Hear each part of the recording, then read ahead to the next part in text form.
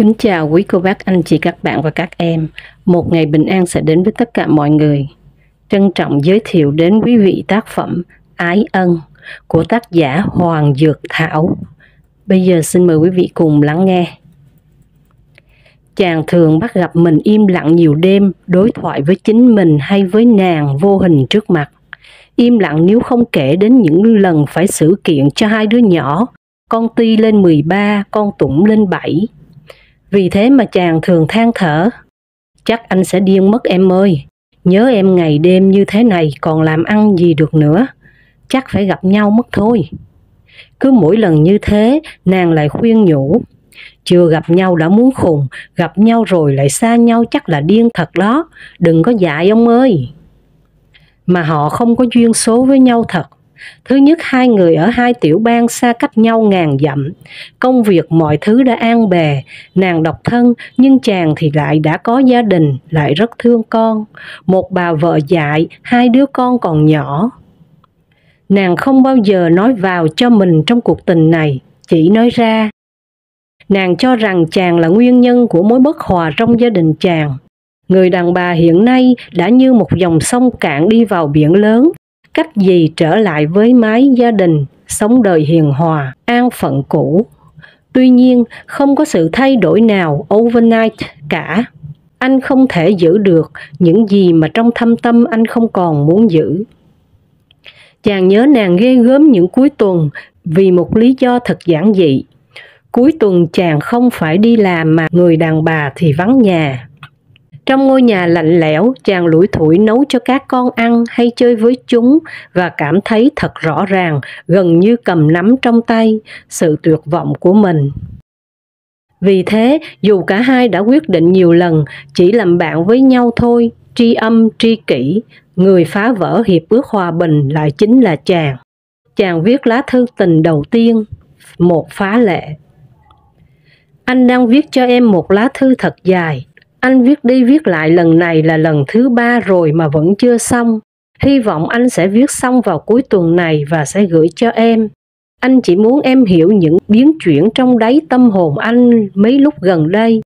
Sự tranh đấu nội tâm thật gay go giữa cái thiện, cái ác, trách nhiệm, bổn phận, cái xấu, cái đẹp và tình yêu của em. Em sẽ hiểu và thương anh hơn. Em sẽ thấy tại sao một con người như anh lại tỏ ra bất nhất, bạc nhược, con nít, tiểu quỷ. Nếu em thấy những dấu hiệu bất thường nơi con người vẫn tự hào là trầm tĩnh, điềm đạm của anh, thì đó chỉ là kết quả của một điều duy nhất. Anh yêu em quá và anh không muốn em khổ, thế thôi. Anh quyết định sẽ đi gặp em trong tuần lễ đầu tháng 3.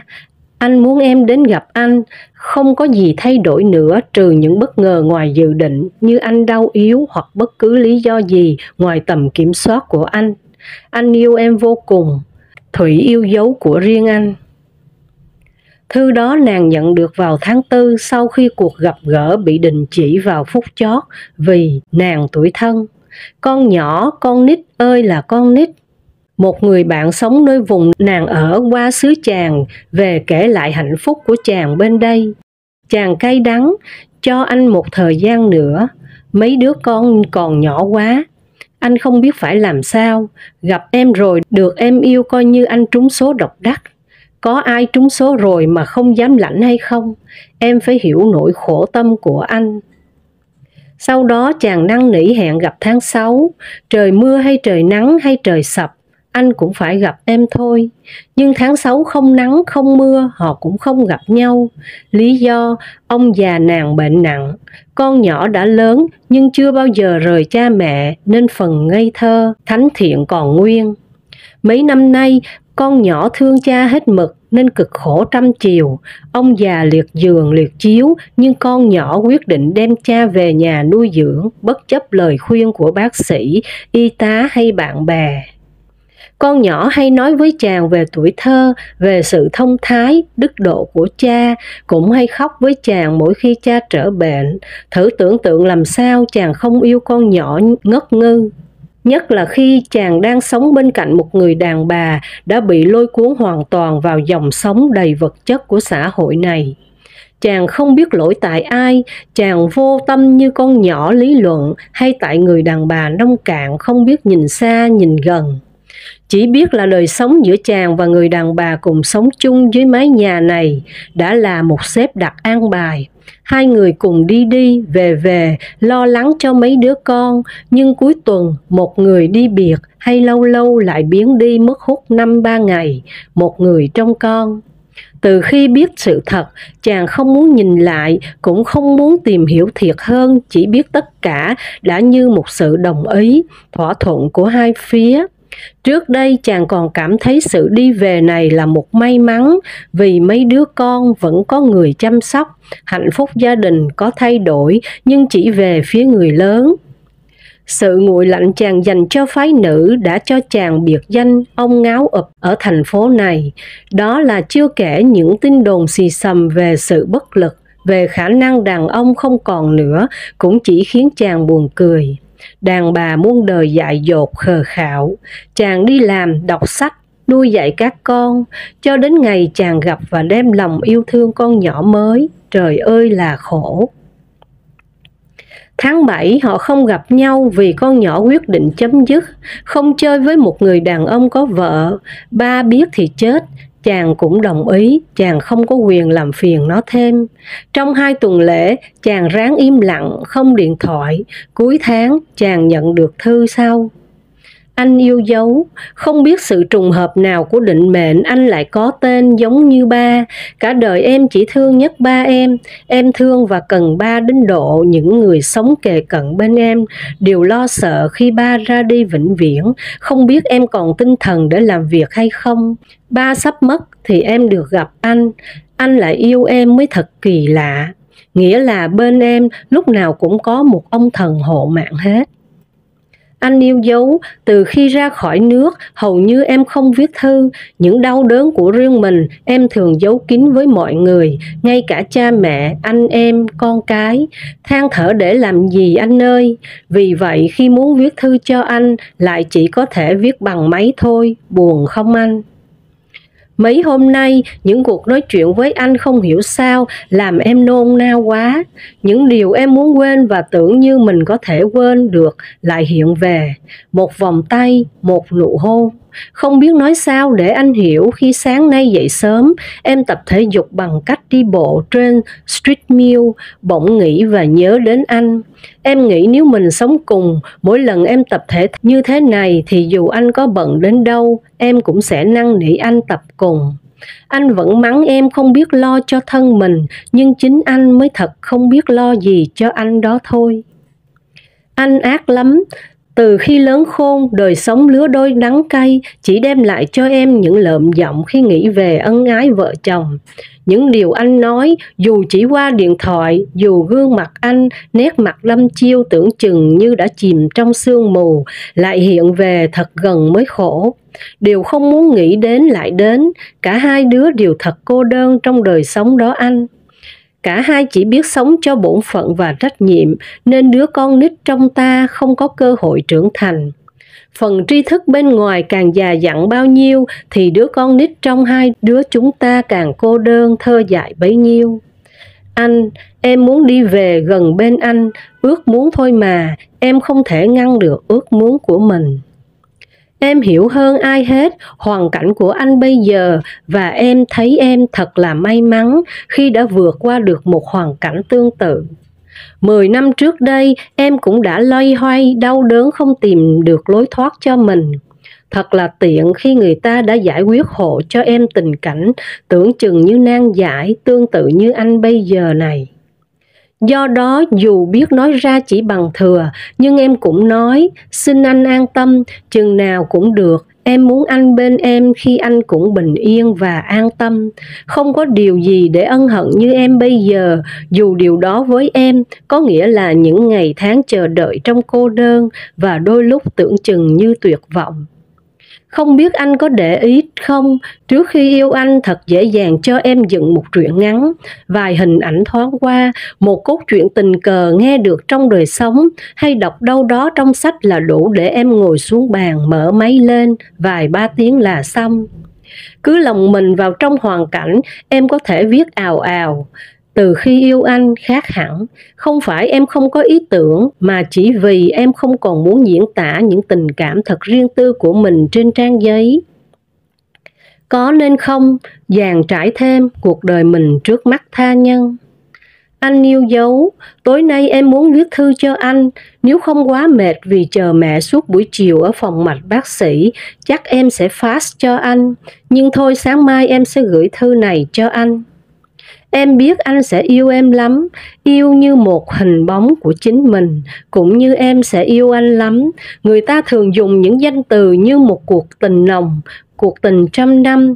Em chỉ mơ hồ cảm thấy điều đó từ khi chúng ta yêu nhau, dù thời gian hai đứa gặp nhau không quá vài tiếng đồng hồ. Tối hôm qua em nằm mơ thấy em đi thăm anh, hai đứa chọn một nơi thật xa, không quen biết ai, thành phố nhỏ nhưng người đông và thân mật. Anh nắm tay em đi qua những ngã đường. Em thấy em cười nói bên anh như trẻ thơ, như em chưa bước chân xuống đời, như những nếp nhăn trên khuôn mặt đã không còn. Anh lì lợm lắm, đường phố đông người mà anh tỉnh bơ, cúi xuống ôm em vào lòng mà hôn mỗi vài bước đường. Có khi anh còn để hẳn tay trong lưng em, che giấu hành động nghịch ngợm này bằng cái áo khoác rộng màu đen. Khi em tỉnh giấc, cảm giác làn da ấm áp của anh còn nguyên vẹn trong bóng đêm mới kỳ. Em không còn nhỏ tuổi, nhưng như đã nói ở trên, những ý nghĩ về ái ân thường làm cho em lợm giọng khi nghĩ đến. Bởi vì quá khứ, em chỉ có đắng cay và tủi nhục. Làm sao anh hiểu niềm hạnh phúc vô biên của em khi nghĩ đến anh? Làm sao để một người đàn ông, dù đó là người yêu của mình, biết về cảm giác sung sướng tuyệt vời của một người đàn bà khi nghĩ đến lúc sẽ được ái ân, gần gũi một người đàn ông mà mình kính trọng và yêu thương, nhất là đối với một người đàn bà khốn khổ như em. Em không muốn than thở để anh thương em nhiều hơn đâu. Em thức giấc nửa chừng, bây giờ là 3 giờ sáng, em vừa sang thăm ba. Mỗi đêm thức giấc em thường sang thăm ba, như thế từ mấy năm nay. Em nghĩ có đêm em sang và ba đã ra đi, em sẽ không còn có ba bên em nữa. 10 năm sau, dù em có anh bên em hay không, mỗi lần cúng giỗ cho ba, em sẽ nhớ hoài những đêm cuối cùng của đời ba. Em sống theo từng hơi thở nặng của ba và tình yêu anh ở xa. Quyết định dứt khoát của em trên nhiều phương diện để chuẩn bị cho những ngày tháng dài cô đơn sắp tới chắc sẽ làm cho nhiều người ngạc nhiên lắm đây. Người ngạc nhiên nhất đôi khi lại là anh không biết chừng. Anh yêu dấu của em. Con nhỏ nhất định không điện thoại, chàng khổ sở vì nhớ giọng nói nũng nịu dễ thương. Chỉ cần qua giọng nói, chàng tưởng tượng ra nhiều thứ, những giấc mộng ban đêm của chàng đầy hình ảnh con nhỏ. Người hùng đành phải viết thư năn nỉ. Tội anh quá, đừng giận anh nữa có được không? Khi gặp người tử tế cứ đi lấy chồng, nhưng anh sẽ mãi ở bên cạnh mà lo cho. Anh không an tâm chút nào vì em ngây thơ và con nít quá. Chỉ khôn công khôn việc, nhưng đời sống thì ngu nữa là đàn khác, gặp người không tử tế lại khổ vào thân. Tháng 8 chàng gửi cho nó một lá thư dài. Em yêu dấu. Ngay sau khi ngưng điện thoại với em hôm thứ Sáu, tối đó anh đã viết ngay cho em một lá thư dài. Đang viết dở thì hôm nay nhận được thư em, anh viết lại từ đầu. Em của riêng anh. Anh không muốn đốt lá thư của em như ý em muốn. Anh sẽ gửi trả lại để em bỏ vào file cho anh. Hoặc là anh sẽ giữ lại. Mỗi khi nhớ em đem ra đọc giống như việc làm của bà Phương Lan vào ngày sinh nhật lúc chạng vạng tối. Trước khi từ giã cõi đời anh sẽ gửi trả lại em. Anh hứa như thế. Em ơi, anh xúc động khi đọc đến cuối thư. Anh tưởng tượng em đã nuốt thầm những giọt nước mắt sắp trào ra khi viết những dòng chữ này. Mối tình của anh có thể nào thay thế được ba không? Anh sung sướng vô cùng, không bút mực văn chương nào có thể tả được niềm hạnh phúc vô bờ đang tràn ngập tâm hồn anh lúc này. Lần đầu tiên anh biết thật rõ ràng em đã yêu anh ghê gớm như anh yêu em. Trước đây chưa một lần em xác định mối tình của đôi ta một cách gián tiếp. Anh hiểu là em yêu anh, nhưng yêu anh đến mức độ nào thì anh không thể biết chắc chắn. Sự lẩn tránh của em hẳn có nhiều lý do. Anh hiểu là trước đây em vẫn còn một chút reservations nào đó. Nhưng bây giờ thì thật rõ ràng là em yêu anh nhiều hơn là anh đã nghĩ. Phải yêu ghê gớm lắm người đàn bà mới trải lòng mình trên trang giấy như thế. Nhất là vấn đề muốn được gần người yêu để trao thân. Bức thư của em có giá trị như một thái độ dứt khoát, coi thường tất cả. Mọi sự đều nhỏ bé, vô giá trị, vô nghĩa đối với mối tình của em dành cho anh. Em yêu của anh. Ngay từ giây phút đầu tiên yêu em, anh đã nhìn ngắm con người em dàn trải trong văn chương của em. Anh đã tự giới hạn tình yêu của anh trong vòng hoàn toàn thuần túy tinh thần. Anh tự nhủ lòng và sẽ chẳng bao giờ để cho sự ham muốn tầm thường vẫn đục mối tình cao thượng của anh dành cho em. Anh đã phải tự chiến đấu không ngừng nghỉ từ hơn 1 năm nay với chính anh. Tâm hồn anh luôn luôn có sự giằng co, mỗi lần nghĩ đến chuyện em sẽ buồn khổ vì xa anh. Nhớ anh là lý trí anh lại thắng con tim, dù cho sự chiến thắng chẳng đem lại cho anh một niềm vui nào. Chỉ còn lại sự mệt mỏi đến rã rời, chỉ còn lại trong tâm hồn một nỗi buồn rã rời não nề. Những lúc gần đây, lòng ham muốn được gặp em, gần em càng thêm mạnh mẽ, càng dữ dội.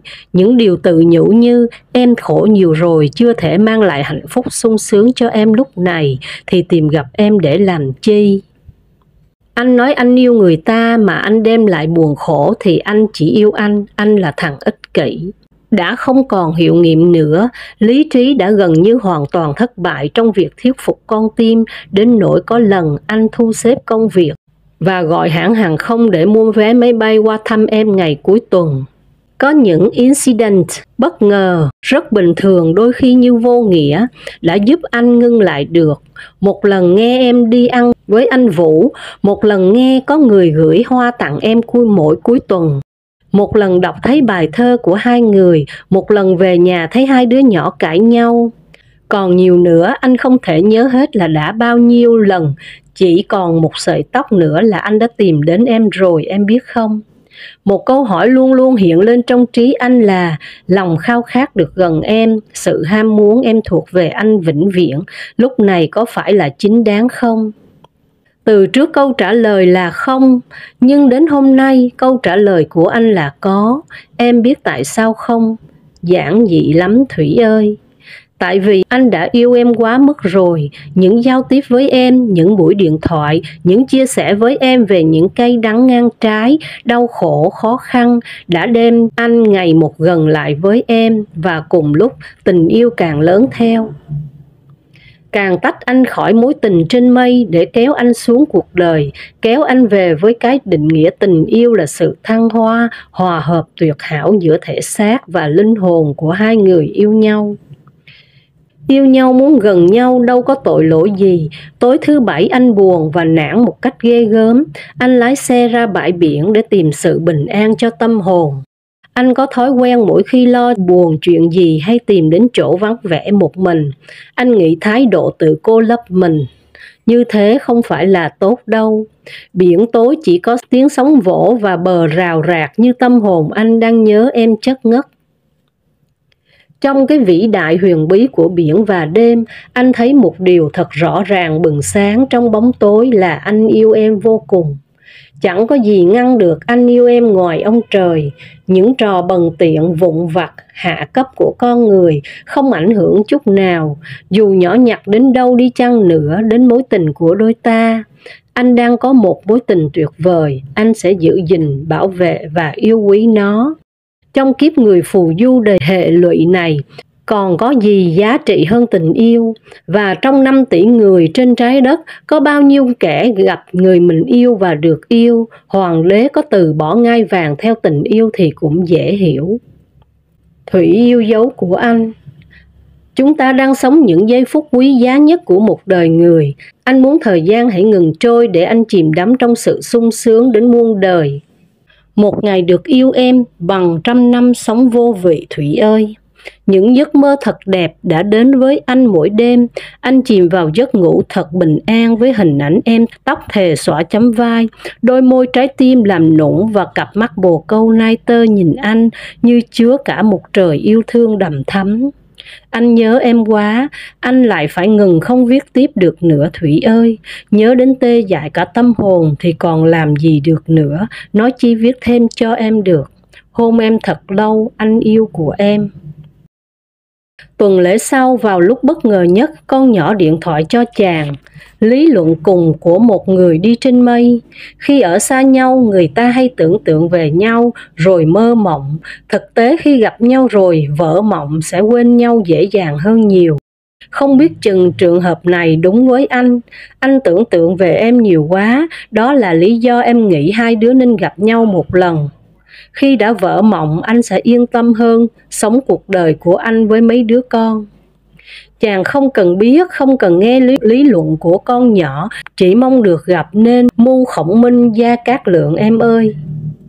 Vậy mà sau đó lại sợ, mặc dù chàng lại viết thư. Em yêu dấu, lá thư này viết cho em ngay sau khi dứt điện thoại với em. Anh cảm thấy tâm hồn thật thoải mái, không còn khổ sở như mấy tuần vừa qua. Anh đã nhìn thấy sự bình yên cho tâm hồn khi tìm thấy sự hỗ trợ nằm sau quyết định của anh. Khi phải make a decision, con người cô đơn trong quyết định của chính mình, vì chỉ chính mình, không ai khác phải chịu trách nhiệm về hành động của mình. Đó cũng chính là cá tính của các leader, vì cần can đảm để quyết định dù cho đó là một việc lớn hay nhỏ. Nếu chúng ta tin rằng mỗi người đã có một định mệnh đã an bài, và cũng như Nguyễn Du tin rằng nếu thành tâm con người có thể một phần nào thay đổi được định mệnh khắc nghiệt. Có trời mà cũng có ta, thì anh phải cố sức để có em, vượt qua mọi trái ngang để được gần em, bên em, chứ lẽ nào tự anh, chính anh cứ phải hold back. Chuyện gì sẽ xảy ra sẽ phải xảy ra, anh quyết định để mọi việc diễn tiến tự nhiên, rồi tùy thời gian, không gian, anh sẽ đóng góp phần tâm thành của mình vào. Trời sẽ thương và giúp một kẻ có lòng như anh tin tưởng mãnh liệt như thế, Thủy của anh.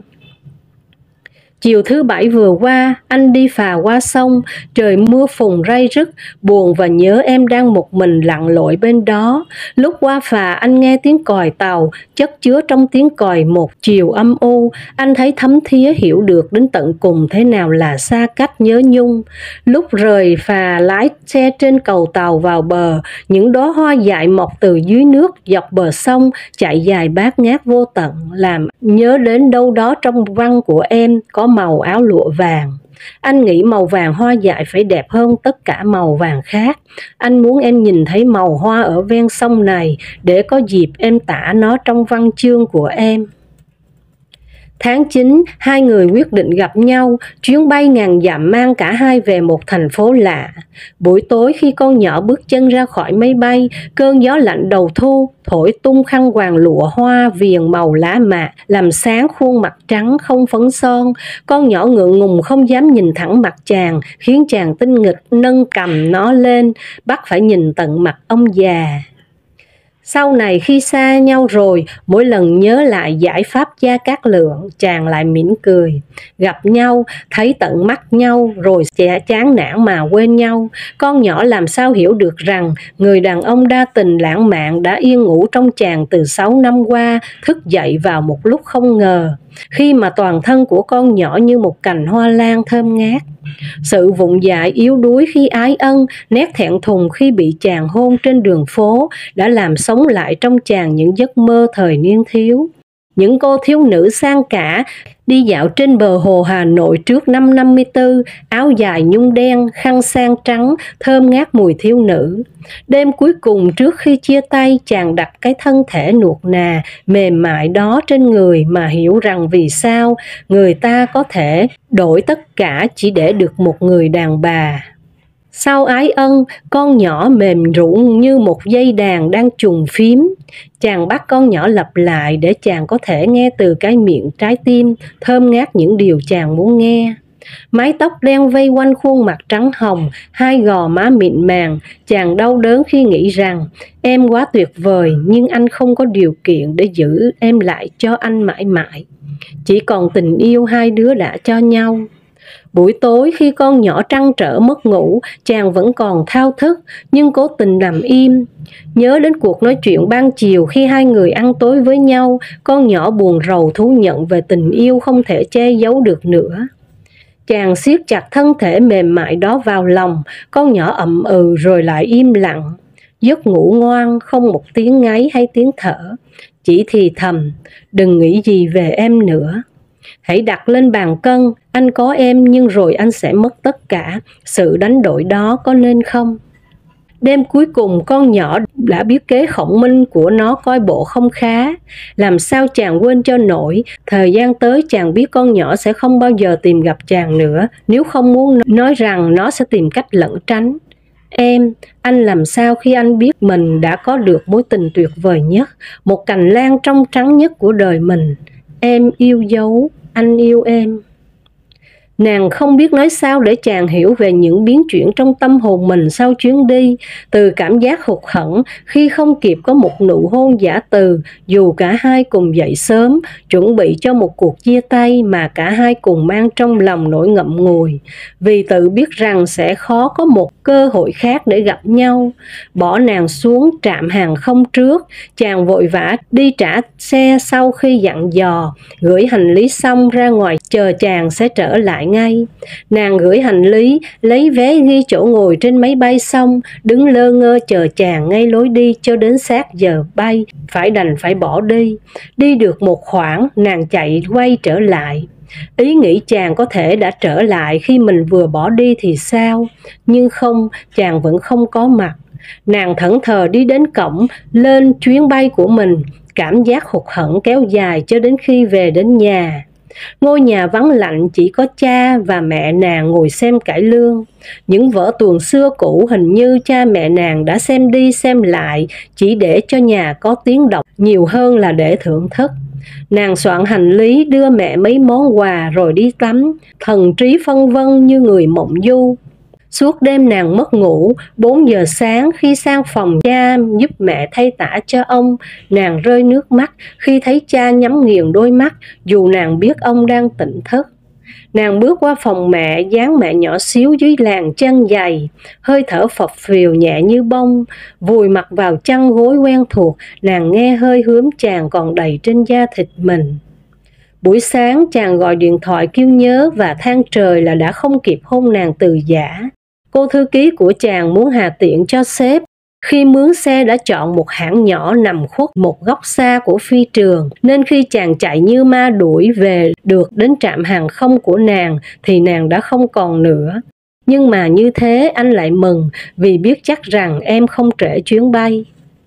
Nàng nghe thật hờ hững, như người đang nói điện thoại ngày hôm nay và người đàn ông ngồi trước mặt mình trong tiệm ăn tàu tối hôm kia là hai người riêng biệt. Giọng nói và hơi thở, hình như nàng chưa nhìn thấy một khuôn mặt nào hạnh phúc đến như thế. Chàng ngồi thoải mái, tay chân dang rộng, cố ăn cho hết con tôm càng to tổ chảng. Chàng cười, hàm răng cửa hơi thưa, sung sướng hiện ra ngoài ánh mắt. Nàng lo lắng cho chàng khi trở về nhà. Đàn bà thường tinh ý hơn đàn ông.